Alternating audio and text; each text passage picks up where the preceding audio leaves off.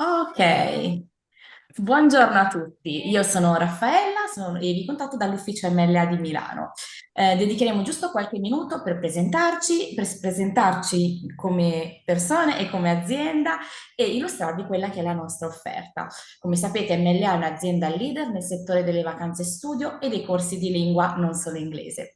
Lavoriamo nel settore da moltissimi anni, oltre 45, e siamo orgogliosi di vantare numerosi riconoscimenti tra cui l'accreditamento MIM, l'ex MIUR, che ci permette appunto di essere riconosciuti come ente di formazione. Tra i nostri servizi troviamo chiaramente le nostre famose vacanze studio.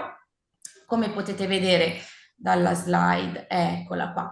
Le destinazioni sono moltissime e toccano Inghilterra, Irlanda, America e Canada, ma non solo, anche destinazioni meno usuali come Spagna, Malta, Francia, Germania e quest'anno Sudafrica ed Emirati Arabi Uniti. Tutti i nostri pacchetti sono personalizzabili scegliendo la durata che può essere di 8, 10 o 15 giorni e per alcune mete è possibile aggiungere un mini break nelle capitali di interesse. A inizio mese è stato pubblicato il nostro catalogo generale che prevede moltissimi vantaggi e plus esclusivi che ora vi mostro. Innanzitutto, anche col catalogo generale è stato riconfermato il corso prepartenza di lingua inglese gratuito di 5 mesi, ottimo per i ragazzi in modo tale che arrivino alla vacanza studio con già una competenza linguistica, ma soprattutto una sicurezza. In più, uno sconto in moneta fino a 300 euro e un prezzo esclusivo per le nostre garanzie Zero Pensieri e Zero Pensieri Plus. Un altro programma MLA sono gli stage linguistici all'estero, sicuramente molto interessanti per voi docenti. Si tratta infatti di soggiorni organizzati in collaborazione con le scuole. Sono chiaramente personalizzabili, potremmo definirli dei soggiorni ad hoc e variano sia nelle destinazioni che nella durata, che può essere di 4, 5, 6 o anche 10 giorni. Queste sono alcune delle destinazioni che vi proponiamo per svolgere il programma, ma vi ricordo che è possibile aggiungere altre destinazioni a vostro piacimento e metterle insieme a dei percorsi PCTO, ottimi per il curriculum degli studenti. Tra i plus, la collaborazione con scuole altamente qualificate, la possibilità di scegliere, anche se preferite, la sistemazione in famiglia o in residence, assistenza MLA in loco per gli stage plus e la possibilità di rientrare in progetti PON e POR. Ultimo, il nostro programma High School Abroad. Piace moltissimo ai ragazzi, anche voi professori spesso ce lo chiedete, adatto agli studenti di seconda, terza e quarta superiore. Qui potete vedere alcune delle destinazioni che proponiamo, non solo destinazioni anglofone, ma anche, per esempio, Svezia e Spagna, per imparare lingue e culture totalmente diverse dalle nostre. Prenotando entro il 20 dicembre è previsto, come per le vacanze studio, il corso di lingua online di 5 mesi gratuito, uno sconto in moneta di 200 euro e la garanzia Zero Pensieri Plus a 150 euro, che permette l'annullamento di viaggio a condizioni agevolate senza penali. In ultimo, Language Live, i nostri corsi di lingua online che vanta docenti madrelingua e docenti certificati SELTA che si collegano, come potete vedere, da tutto il mondo per fare lezione con i nostri e vostri studenti. Non si tratta solo di lezioni di lingua inglese, ma appunto di tutte le lingue maggiormente parlate, quindi spagnolo, tedesco e così via. Sono corsi economici, flessibili e usufruibili direttamente da casa, garantiscono progressi nella lingua anche grazie al nostro reparto accademico di cui fanno parte Becky e Ruth, che non solo si occupa delle lezioni, ma anche della redazione dei libri di testo, quindi è totalmente organizzato e pensato da noi. Ovviamente c'è anche la possibilità, scusatemi, di accedere a certificazioni linguistiche riconosciute dagli enti internazionali. Questa era la mia presentazione. Vi ringrazio tantissimo per l'attenzione. Se avete qualche domanda, non esitate a chiederlo in chat. Thank you very much, Rafaela. Thank you. Thank you. Okay, I can see that some of you haven't received the material and the certificate from the last webinar because I got quite a few questions. I'm replying individually, but I think it's worth saying that you need to write to formazione@mlaworld.com. Let me type that here. MLAworld.com. We're really sorry about this, but if you actually send an email to that email address, you will receive the material and the certificate for sure. Okay, yes, a lot of people waiting for materials. Oh, from Madrid.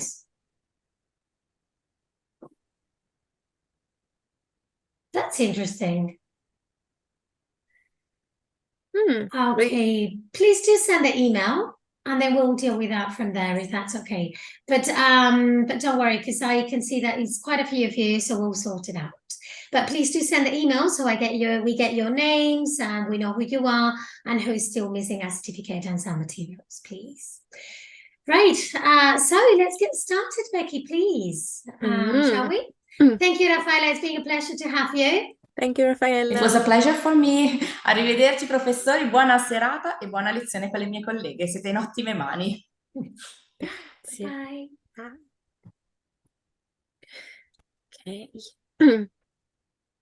Okay, so today's webinar is about adapting material to turn them into pair work and group work activities.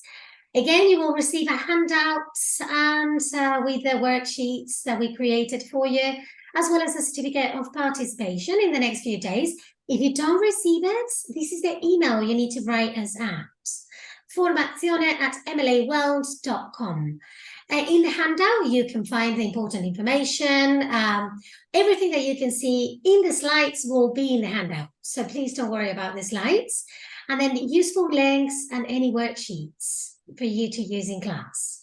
So do you know that in previous sessions, can you go to the number 1, please? Becky, thank you. Sorry. So I think I did a session myself about a couple of weeks ago or 3 weeks ago about the benefits of pair work and group work activities versus class, open class activities, full class activities, or individual work. So that's what we'll be talking about today as well. The key benefits are basically student-centeredness. We make lessons as student-centered, and then we maximize student talking time. Please remember, when the teacher is speaking to the students get a very small percentage of time to talk. When they talk to each other, they constantly speak in English. So, of course, textbooks are a great way to provide a base for a syllabus, and we love textbooks. They make our lives easier. It's good to have, that consistency. But sometimes the exercises in textbooks are a little bit dull, mundane, and they used to introduce the target language, which is basically teacher-centered, and they only offered control practice. So this is why turning textbook activities into communicative and natural opportunities for students to use their English can be a little bit challenging using the textbook. So today we will outline some tips to use books efficiently to adapt those exercises to turn them into pair work and group work activities. And yes, basically, let's make them fun, interactive, meaningful, and engaging. That's what we want. Okay. So the object of this webinar is that by the end of the session, you teachers will be better able to feel confident adapting textbook tasks to be done in pairs or groups. As Ruth said, sometimes you think, oh gosh, what can I do with this? It's not very interesting, but we'll show you some tips and tricks on how to adapt it. To exploit the multiple benefits of pair and group work. Again, as said before, there's nothing better for students than having the possibility to speak with another student or in groups to build their confidence and then in turn build their fluency and work on their English. And to turn simple reading, vocabulary and grammar exercises into communicative tasks. Obviously here at MLA we use task-based learning, which is much more communicative, and we've seen the benefits of that to students, so we're going to try and help you take that into your classroom like we have in our classrooms during summer and also online, like Raffaella said. Of course our material is different. I mean, look at this type of material: vocabulary, phrasal verbs, I mean, what can you do with this? It's basically exam preparation books. They usually have a reading or listening task to introduce vocabulary. So this is something this is what we call using texts, either in reading or listening, as tallow, text as a linguistic object instead of as a vehicle for information. So what we want is to extract the language we're going to teach to our students from those texts. And the following exercise looks similar to what we're looking at. So tell us, number 1 and 2 only, please, Becky. Do you find these type of exercise useful? And do your students learn new vocabulary from it and start using it? What's your experience, Becky? Tell us in the chat, please. I find like students may initially think, oh, okay, I know that word, but they don't then put it into practice because it's not used in context. Absolutely. And often with learning a language, that's key. Yeah. Yes, all the exercises, everything is on the handout. Please don't worry about it. Everything is there, ready for you to use. Yes, I agree. I think they try to introduce the context with the reading and with the listening, and we do activate that a little bit. But the exercise for me is like, okay, they'll match the words, they'll fill in the gaps, but are they going to use the vocabulary? That's what I always ask myself. How can I make them use it? How can I truly know that they understood how it is used? No more contributions? Okay, fair enough. Maybe you feel more comfortable than us when using these type of exercises. So now, are these exercises teacher-centered or student-centered? I mean, we looked at that in that previous session. Or you think they're boring and not challenging? That's really interesting. That sometimes very easy because you just match it and they can do it, but they don't get anything from it. They're definitely boring. I find them extremely boring. Yep. And yeah, it's teacher-centered, definitely, because this is what I am here for. I am the teacher. I'm here to teach you the phrasal verbs. It's not about the students getting familiar with the phrasal verb. So that's why we need to change them. And sometimes they're not challenging and sometimes they're too challenging. I mean, if we look at this, I find it a little bit challenging for my B2 students, the first part. We'll look at it and let's see. Can we move forward, please? Mm-hmm. So when he's reading, for example, we can ask students to go back to the reading, find inductively the meaning and the correct answer. But then when it's listening, like this one, I think it's too challenging, it's unachievable. I mean, they probably didn't understand live up to. They probably didn't hear it in the listening. And so it's quite hard for them to match it. So let's try and turn them into a more meaningful and interactive group task. So firstly, what I do is basically I fold it. I mean, I don't let students see the full exercise. So let's start with the first part. They cover the second part and then ask them to try in pairs, as they usually know 1 or 2 items of vocabulary that come in textbooks. That's part of language learning. Textbooks, people think about them a lot. So if they have 8 items, generally 2 words they are familiar with, okay? Tell them that 1 or 2 correct answers is all you're expecting from them, because just by looking at these definitions, I don't even like them myself. Take a look and let me know if you think otherwise. Can we move forward, Becky, please? Mm-hmm. So once they have tried, and they see that they're just like matching randomly for some of them, ask them to use an English definition dictionary to try and work out the exercise. The reason I ask them to do this is because we just don't want them to stop thinking, stop trying. If you give them the answers right away and you tell them, okay, 1C, 1D, then they stop. And then what we want them is to be cognitively engaged in the task. So they need to still make an effort. They're going to look up the words in the dictionary, and then let's see if they can match it to one of these definitions that will be different. If Yes, I agree, Valentina. That's what I see. That's been my experience so far. Okay, now you're going to check with them. Once they have got it and you've showed them the answers. No, you haven't showed them the answers yet. Sorry. So they have matched most of them. Tell them you will say a sentence of your own to exemplify the meaning. And they need to listen carefully and try to remember your examples. So instead of giving them one A to B, just give them a sample sentence with each and every word for them to see they understand it. So, for example, oh, I had an awful time after I broke up with my partner, but I got over it rather quickly, and now I know I'm much better single. So they need to try and remember. If they want to take notes, that's okay. Allow them to do that. In the worksheets, you will see that you have space for them to take notes if they need to. Because then that way they can have another go at it and match the definitions. Make sure you provide an example and concept check that students understand the meaning from your sentence in context. So what does that mean? Do I want to have a partner? That would be a concept check question. Sorry, my sentence. Becky, do I mean that I still want to have a partner after my breakup? No.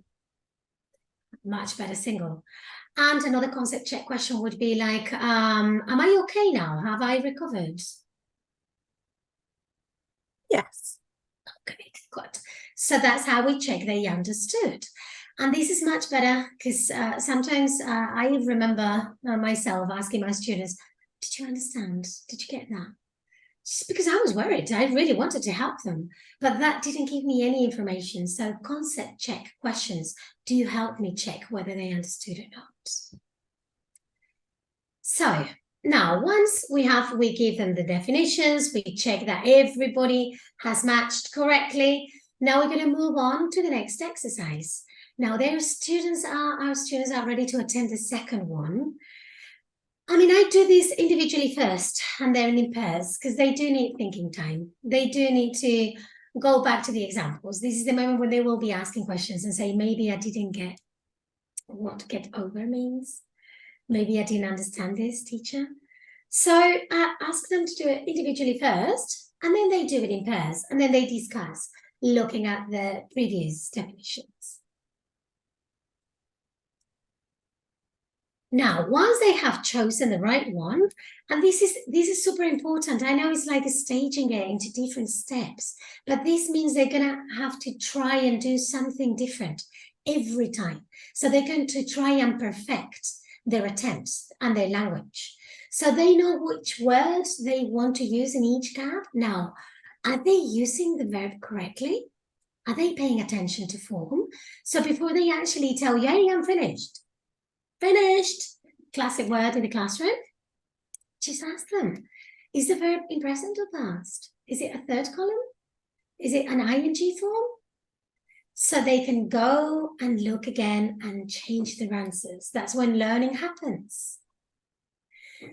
And now, before you check the answers with them, put them in groups and ask them to compare. And then you'll see interesting conversations in that. Because they will be discussing, no, I thought it was this because of that. Oh, no, I think the reason is that one. And that's when most of the cognitive engagement is really, truly happening because they're actually comparing what they think, what they understood.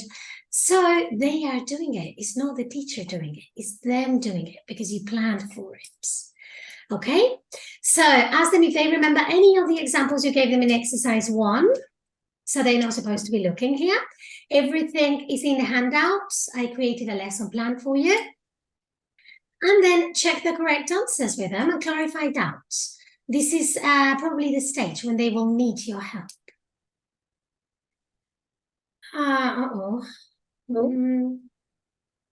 This is okay. So now in groups, it is now the turn. Okay, now we have introduced the vocabulary, they've played with it, they've looked it up, they've got the examples, they've put it in context, they've looked at everything. Can we go back, please, Becky?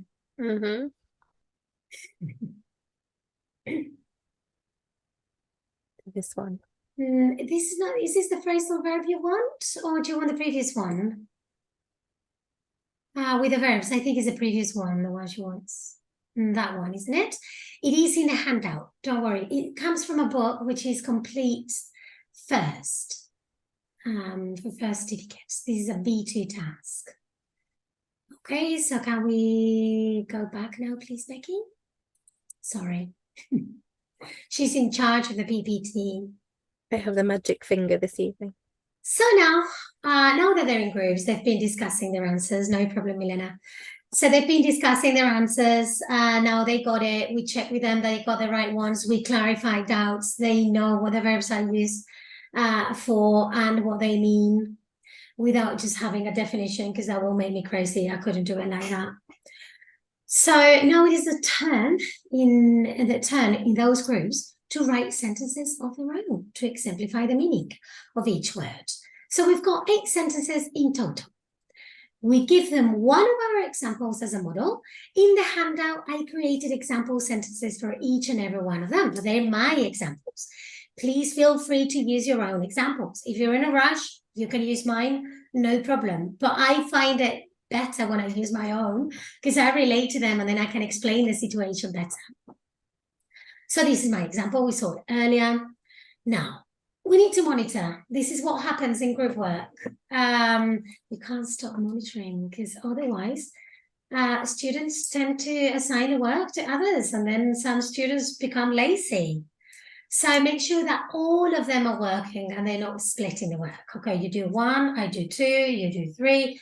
No, they all have to be working on the same sentences. So the first attempt will be very simple, which is fantastic. It's okay, we're going to praise them for it. I try to live up to my parents' expectations. Fantastic. So at this stage, the students realize they don't really understand the meaning well or struggle to use the verb. So you can provide extra information in groups to help the students understand the verb if they have problems. And then ask them to elaborate with a bit of context. Do we have a next sentence in this slide? Yes. So I'm always trying to live up to my parents' expectations. They want me to become a doctor and I study a lot.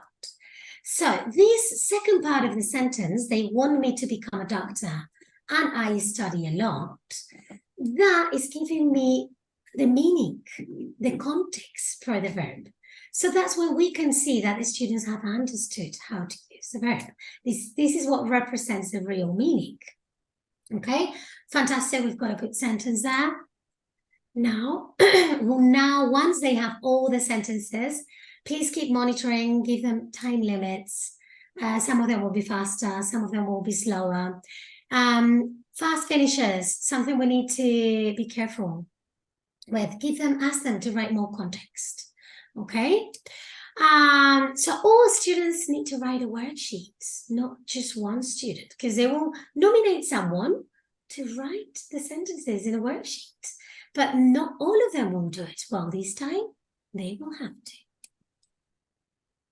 Before they start, they need to revise their sentences and add a bit of complexity in the verb forms. For example, for example, a bit of complexity in the verb forms. So if they write always to, get over, to, live up to, then there's no complexity in the verb. If I am always trying to live up to, then you have like a bit of complexity there because you're adding the present continuous with I am always trying to. So, but you can ask them to change it. They can maybe put it in the past and then add extra information. I got over my last breakup. So you've got last, got over. So they are working on their grammar skills as well there, which is a fantastic opportunity. They should all write a clear worksheet and with gaps for others to fill. So they're actually creating an activity for their partners. Collect their gap fill worksheets and distribute them among the groups. They will then have to complete it without looking at their notes from before. So they write the sentences, they leave the gap. Okay, this is all in the handout, in the worksheets. There is an example. So there is a gap there, and then you'll have to create a worksheet, and then you distribute it among the students. This is extra memory activation, okay? Don't let them look. They've been working together. They've been creating all the sentences together. They've been working with the verbs for quite a while already. They did exercise 1, remember? Then they listened to your examples. They took notes. They did exercise 2. They looked in the dictionary. Now they created the sentences. They're not allowed. They cannot look at it anymore. Now they have to try and complete the worksheets that the partner has created without looking. Sometimes this is what I do because it's so fresh that they will know, they will work it out really quickly. So what I do is I move on to something else for 5 minutes to create a bit of distraction. I'm terrible. I'm really evil to my students. So then they switch off for a second and okay, if you could study anywhere in the world, what would you go? Completely random. So they start talking about something and then they start completing the task. So they need to make an effort and remember what they've been doing for the last half an hour. That was another question you could ask. Any other examples? And the other thing I do, and this is really, really evil, is I just collect the worksheets and I don't distribute them until the next class. So they will have to remember what they did in my previous class. So that depends on, your attendance, the type of students you have. If you actually recap a lot because you have lessons that follow from one another. But I think that is a great technique to activate your students' memory. When we teach vocabulary, I think one of the biggest challenges is how many of these pieces of vocabulary my students are going to remember. That's what I would like to make happen. So including memory activation techniques in vocabulary activities is a great thing to do.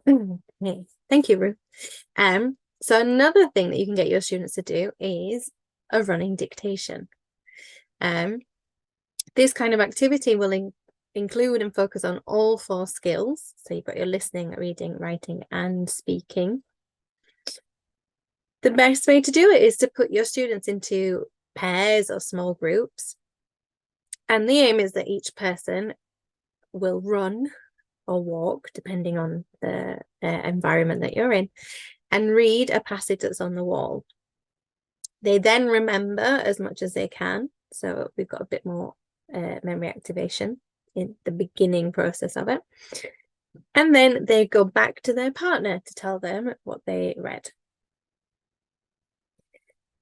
Obviously, it's also a kind of competition because we know that students are quite competitive.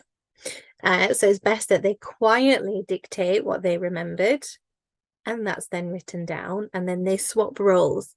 So in this way, each student is reading, listening, speaking, and writing. That is super fun, isn't it? Especially with younger students. However, older students can still get something out of a movement, which is much better than just sitting for however long the lesson is. Totally, at least with adults as well. Yeah. So that they don't relax too much. Very true, yeah. Nothing worse than a chilled out adult in a late evening class. Over several turns, the students will hopefully build the whole passage. So this means that they'll have to go back and forth because obviously, depending on how good their memories are, they may only remember 3 or 4 words at any given time. Obviously, the winning pair is the team that finishes first. But because we do like to be cruel teachers, check for mistakes. Because if there are any mistakes, they have to go back to make sure that they've got the right information. A good idea is to pre-teach them punctuation or any vocabulary that's needed beforehand. And also this is a really good way of checking their spelling. And it's great for their pronunciation. because obviously they have to make themselves understood to their partner. So the pronunciation comes in there, and it's also good for memory. And we have a video example, which is this is a series that I found on YouTube. Again, the link is in the handout, but they do have some really good videos on different topics too. So if you're stuck for something, I definitely recommend it. Please let us know if you can't hear it on the chat, and I will fix it right away if there is a problem. Hopefully not.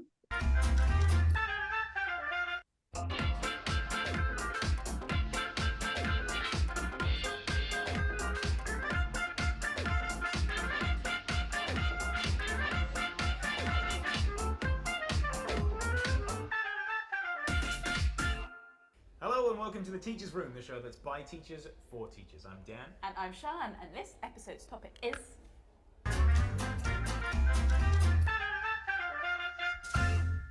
Shan, take this down. Dictation is a powerful ESL tool for teachers. It combines... So slow. Oh, dictation's so boring. But it combines lots of skills, such as listening, reading, writing, speaking, pronunciation, movement, grammar, vocabulary. I'm glad I'm not writing that all down. Yeah. Yes, but we don't need to make it boring. We can make it fun. Let's look indeed. at some fun ways of doing dictation. Good idea. Student to student. Ah, student to student. Doesn't have to be teacher to student. What would you suggest? I like running dictations. Great idea. You take a text, you display it somewhere, possibly outside the classroom. nice One and far. student is the messenger, one student is the scribe. How does it work from there? They have to, the messenger runs out, reads as much as, reads, remembers as much as they can, runs back, dictates to the scribe who writes it down. They may have to go out a few times. Yeah. It's really good because you can use various lines to create a story. You can do questions, error correction, gap fills, stem sentences, the works. Yes.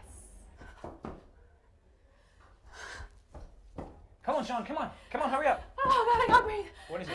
What is your Is most, your oh, most I've got a stitch. Embarrassing embarrassing memory? memory? Question mark. Question mark. Here, Quick, take this, number take two, this. number Okay, two, go. Ah.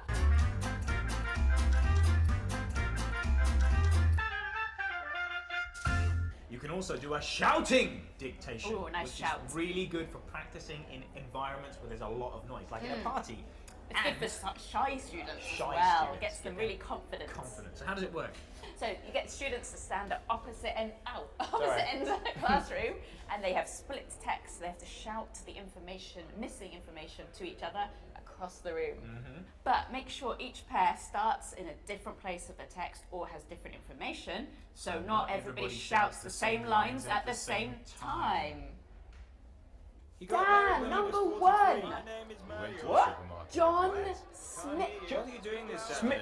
Smith John I don't understand what's going on. was born Never drove a car. born in What? in Brighton. Name is John Smith. Brighton. What?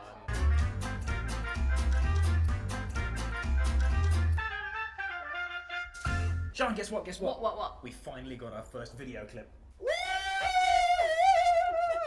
That's in my eye. This clip comes from Ellie. Ellie, we don't know where you're from. Where are you from, Ellie? Where are you from? You forgot to tell us, but thank you anyway. Great clip. Hi, my name is Ellie and I'm ESL English teacher. To help my students avoid robotic speech, I prefer to use songs and poems. They're full of emotions, full of sense, full of meaning, and they are part of the English culture. So I think it's very useful, and that is like the most important. My students adore it. Great. Bye. To say thank you to Ellie for giving us our first video clip, we are going to give Ellie one of these amazing t-shirts. Well done, Ellie. This applause is for you. If you think you can do as well as Ellie did, you know what to do. Go to our website, bbclearningenglish.com. bbclearningenglish.com. So that's it. That's it, guys. See you next time. Bye.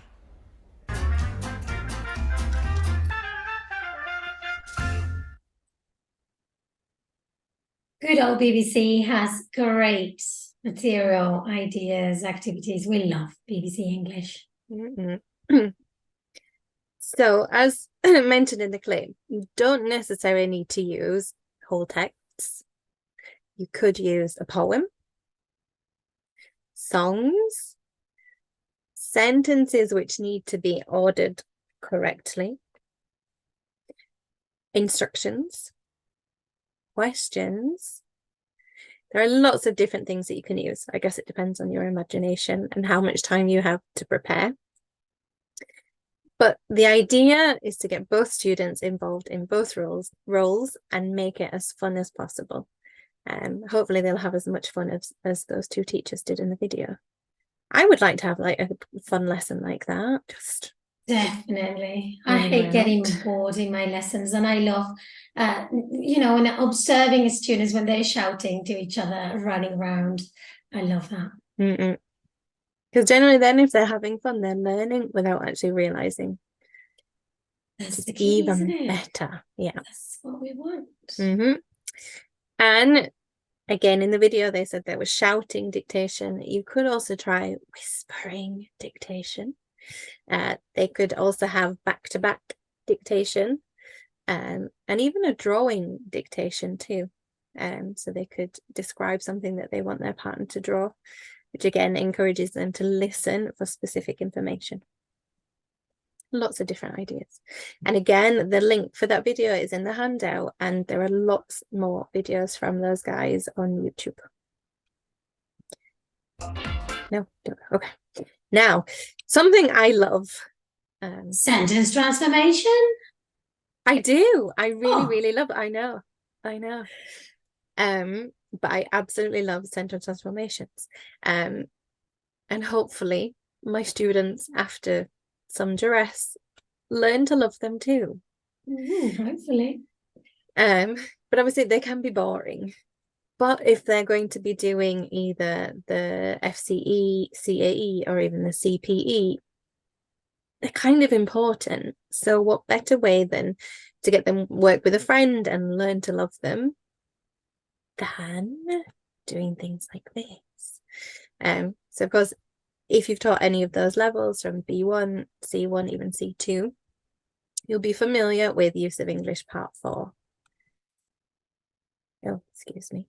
Thank you. Yeah, most students dislike, loathe, hate this. But each sentence carries 2 points. So it's a key part of the exam. So my trick is getting them to enjoy it a little bit as much as I do, and hopefully then, also with a lot of practice, they'll score as highly as possible.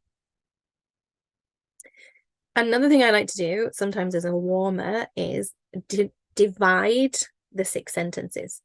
So each student will work on 3 of them rather than the whole 6, because breaking things down often makes things much easier too. So for this, for example, student A would get sentences 1 to 3, student B 4 to 6. And obviously they have to get used to being timed. So I would give them just 5 minutes, which hopefully should be enough to complete the 3 sentences. Then they discuss their answers with each other.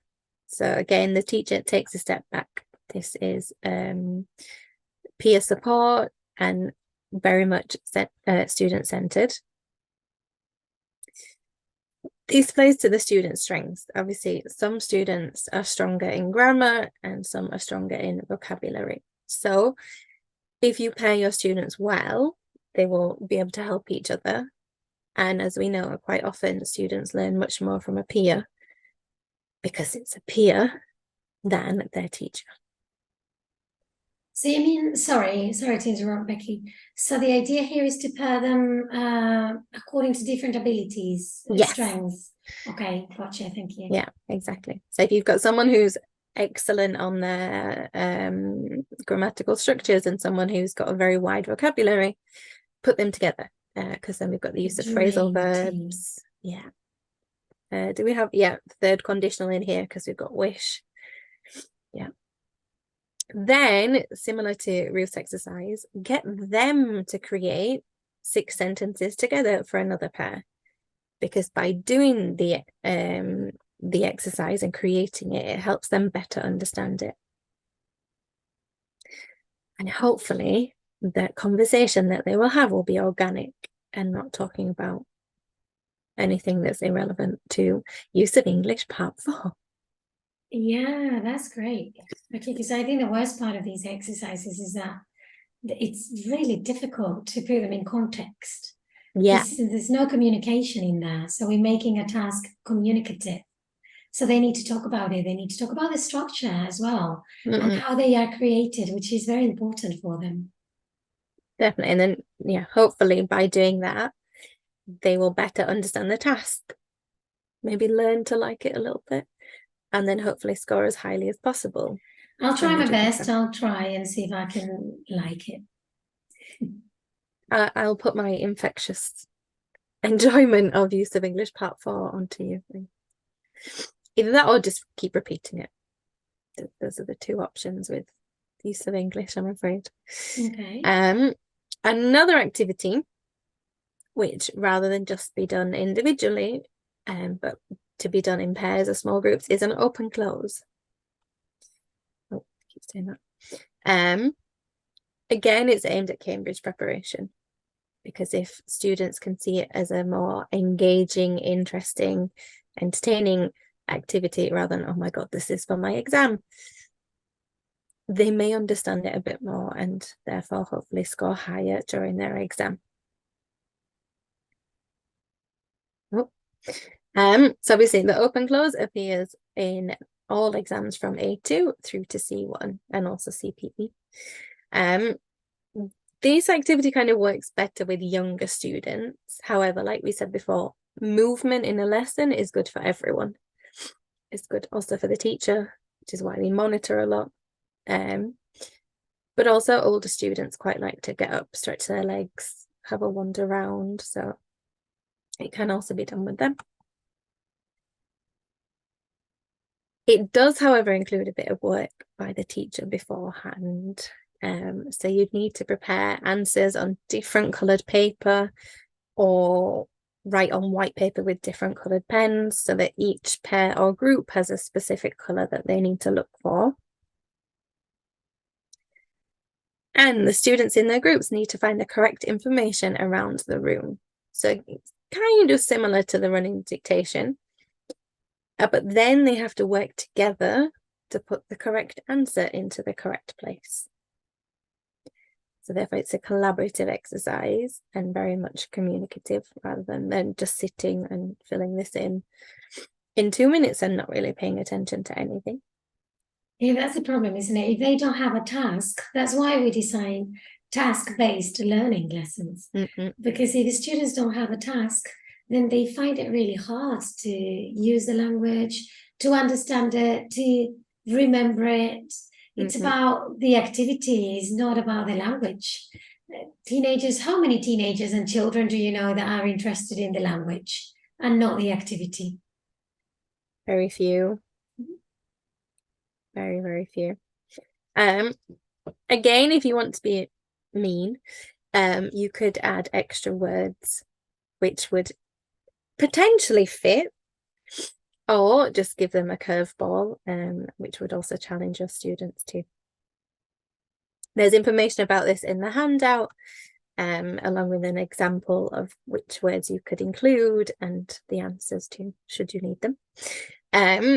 But this also helps students with their teamwork and interactive skills, and could also help them develop their persuasion skills. So if someone knows, I know what 29 is, and they then have to try and convince someone that they're right, this could also help them prepare for their speaking exam. So it's kind of a double. Absolutely. I mean, I think the idea here is to have activities that integrate all skills. Because that's what communication is about. They're going to have to do a little bit of reading, writing, listening, and speaking. And if we are able to turn these exercises into 4 skills activities, then, we very rarely get these engaged students, because they will have to pay attention. That is the key as well. They need to pay attention to be able to do the task, because they cannot switch off. So but they could, but then they might not win. Exactly. Games, turning everything into a game. Lovely. Right, so Yeah. we're coming to an end. I thought this was going to be staggered, but we've got all the conclusion here. Yes, I don't know why. Yes. That's okay. We've had a few tech issues with the PowerPoint today. So basically, as I said before, yes, Gaetana, that's exactly what we want to put our students' brain in gear. They need to work Get them hard. thinking. Yeah. Yeah. I love it when my students leave the classroom, they go like, oh, I'm really tired. It's like, yes. Yes, you job were. done. It wasn't just like given to you on a plate. Exactly.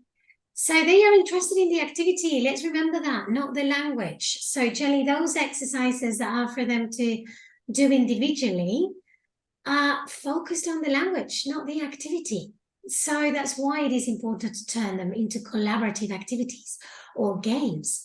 And when we do this, there is an impact on student behavior, engagement, and obviously learning. When students have a task, when they have something to do, when they are busy and engaged, that's when they behave better because they're doing what they have to do. And they learn having fun. And also, Elena, yes, and we are allowed to have fun as well. I mean, I refuse to teach a class that I'm not That you're at not least gonna trying enjoy. to enjoy and Mm-mm. making it fun for myself. So that's why I always ask them to collaborate. It's like, please, they deserve some fun as well. So there are loads of different ways to include pair work and group work in a lesson. Loads of different ones. You could do it by running dictations. You could tweak the exercises. You could turn a dull exercise, which is a matching activity, into negotiating in pairs, moving on to a next group. There are loads of different ways to do that. You can adapt material from textbooks and then help the class to be more meaningful and interactive. I mean, you haven't contributed much today, but I'm not sure. I mean, for us, that's something that we experienced a lot. Like, we wanted to use the books efficiently to be able to enjoy them and make the most of them because they do have really good exercises in them. But we need to make them meaningful and for them to use the language. So let's not cover those activities in 2 minutes. We can expand them a little bit more. Yeah, turn drag them out as long as you can. And then we'll turn them into 4 skills activities: reading, writing, listening, and speaking. The title of this webinar is adapting exercises to turn them into pair work and group work activities. And then memory activation. Let's think of ways we can help students remember the target language when we provide opportunities for them to use them in authentic conversation. So the thing is, how are we going to make our students remember the language? What is important, Becky? Can we name a couple of things? Putting it in, excuse me, putting it into context. Context. Yes. Making it fun. I think the main one is context, because if they just read the sentences, like you say, in a book with no background information, it could mean anything. I sent a message to someone the other day and they were like, what does this mean? Because I hadn't given them the correct context, which is the difficult thing about English. Absolutely. You need context. About any language, you need to be able to use it. You need to, I mean, language is to communicate authentically. So that's what context is for. Thanks, Gaetano. We see you agree with us. I do like textbooks, don't take me wrong. So we've come to an end. We hope you have enjoyed it and you have learned something. And please let us know any suggestions. What ideas for future webinars do you have? What could we work on? We do have some lined up, don't we? We've got Christmas is coming soon. That'll be me and Josh in 2 weeks' time. Because who doesn't love doing Christmas in the EFL classroom? Ruth doesn't like that. Sorry.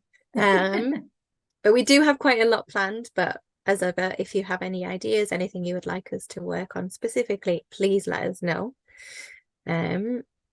Ruth, So I'm you- scared of opening my chat in case it blocks the screen. So Okay. it did that once.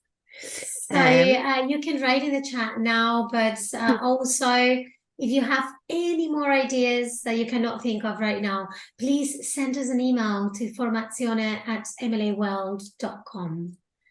And thank you everybody for your kind attention and for contributing and letting us know what you think about students and learning and activities. We try our best to prepare something that you can actually use in the classroom. So just take a look at those handouts. The worksheets are ready to go, so you can just get into class. Print them off and off you go. Yeah. Use them. So you will receive your certificate of participation by email soon. Please do contact us at formazione@mlaworld.com if you do not receive it in the next week. Same for the previous ones, please. And again, the handout certificates and the next session on the 7th of December is on, Becky? Creating inclusive learning environments for dyslexic learners. So obviously now more and more people are being diagnosed with dyslexia. How can we include them in the classroom so that they don't feel excluded just because they have an additional need? So that should be a really good one to watch next week, actually. Absolutely. I'm not going to miss it. Thank you very much for your time. Thank you, everybody. Lovely to see so many of you here and your kind messages. And we'll see you next week. We'll see you soon. I'll see you in 2 weeks' time. Well, same here. Yeah. Have a lovely evening, everyone. Thank you. Bye-bye. Bye.